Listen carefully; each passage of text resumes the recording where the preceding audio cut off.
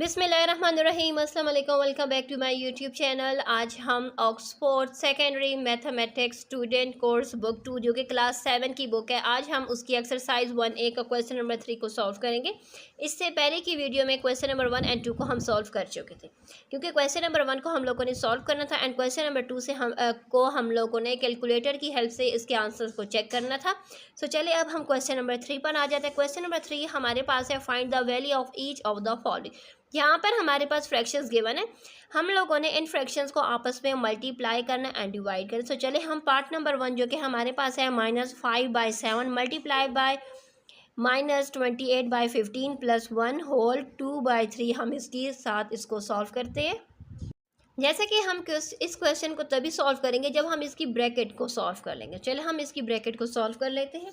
सबसे पहले हम यहाँ पर राइट करेंगे -5/7 मल्टीप्लाई बाय -28/15। जैसे कि ये हमारे पास यहाँ पर देखें, हमने इसको एक प्रॉपर फ्रैक्शन में कन्वर्ट करना है। सो 3 1 3 प्लस 2 करेंगे तो हमारे पास आ जाएगा 5/3। अब हम क्या कर लेंगे, 15 एंड 3 का एलसीएम लेंगे तो हमारे पास एलसीएम आ जाएगा 15 ही।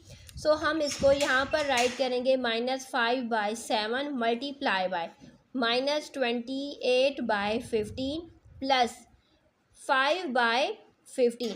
5 को हम मल्टीप्लाई कर देंगे 5 के साथ, तो ये हमारे पास आ जाएगा -5/7 मल्टीप्लाई बाय -28/15 प्लस 5 5 आता है 25/15। ठीक हो गया। अब हम क्या करेंगे, आसानी से 28 -28 प्लस 25 करेंगे तो हमारे पास आ जाएगा आंसर, यहाँ पर देखिए आंसर आ जाएगा -3/15। ठीक हो गए। सो यहाँ पर देखिए हमारे पास है -5/7 मल्टीप्लाई बाय -3/15। मल्टीप्लाई का साइन है, इट्स मीन कि हम यहाँ पर कटिंग कर सकते हैं। सो यहाँ पर देखिए 5 के टेबल में 5 1 5, 5 के टेबल में 15 आता है 3 के साथ।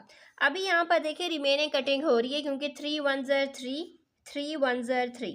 अब हमारे पास आ जाएगा -1 मल्टीप्लाई बाय -1 आ जाएगा +1 एंड 3 7 मल्टीप्लाई बाय 1 आ जाएगा 7। इट्स मीन के हमारे पास आंसर आ चुका है 1/7। अब हम चलते हैं इसके बी पार्ट की तरफ।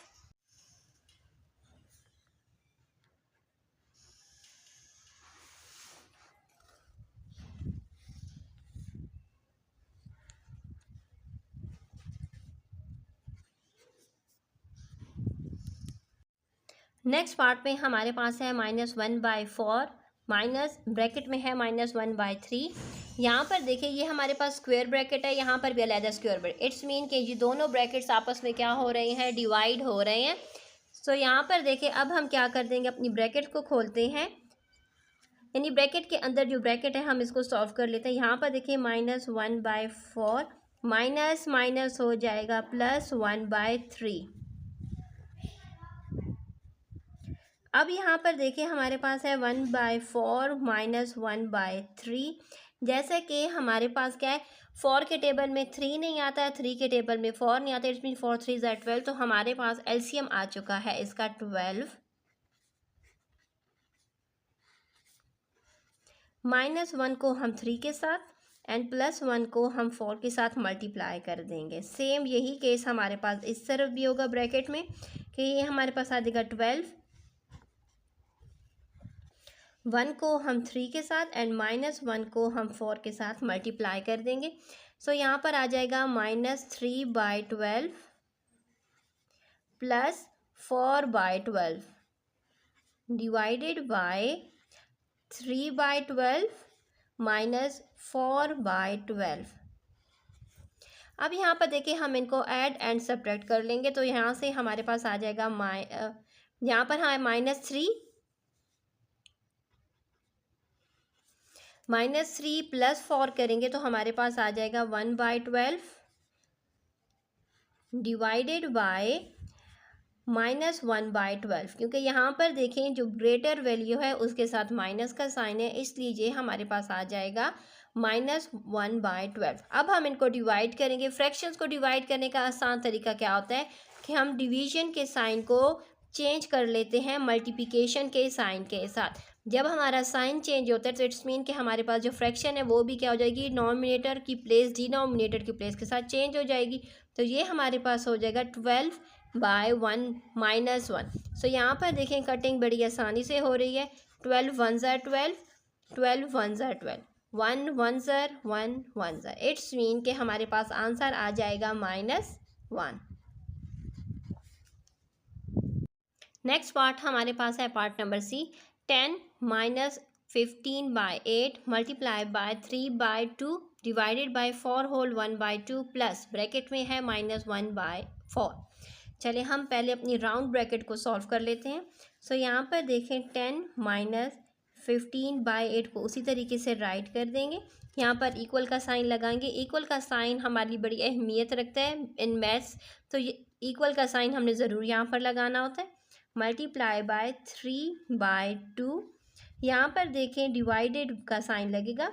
यहाँ पर 4 2 ज़र 8 प्लस 1 9/2 प्लस माइनस -1/4।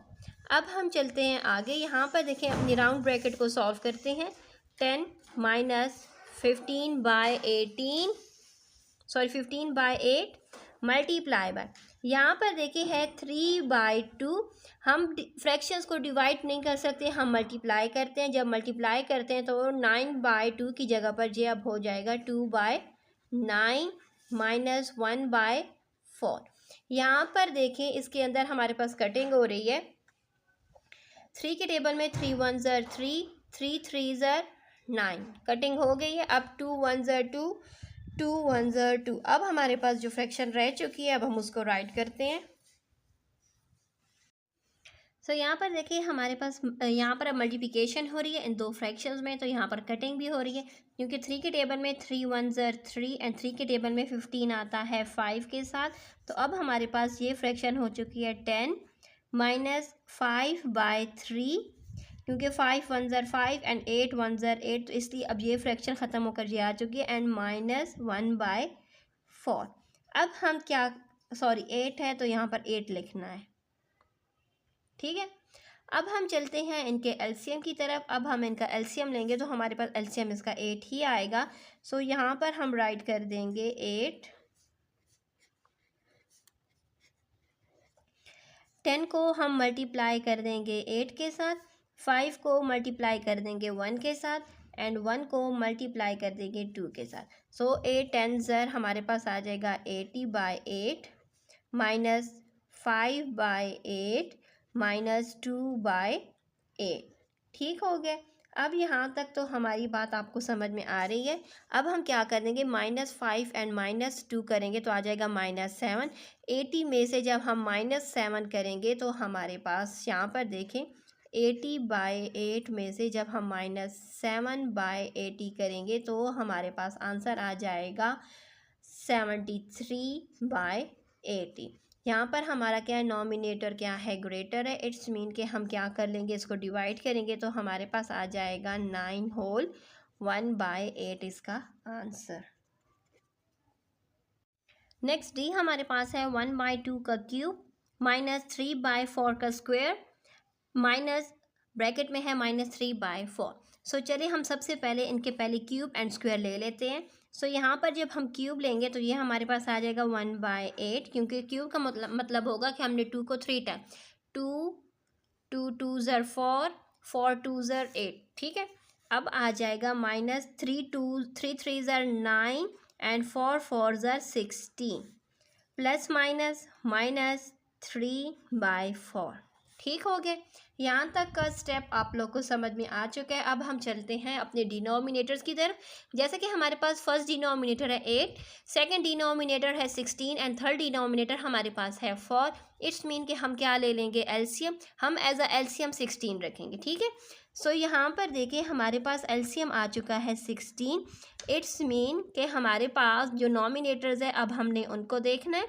8 के टेबल में 16 आता है 2 के साथ, तो हमने 1 को 2 के साथ, 9 जो है उसको 1 के साथ क्योंकि 16 अपने टेबल में 1 के साथ आता है, एंड -3 4 के टेबल में 16 आता है 4 के साथ। इट्स मीन हम इसको 4 के साथ मल्टीप्लाई कर देंगे। अब यहाँ पर देखिए 2 1 ज़र 2/16 9 1s are 9/16,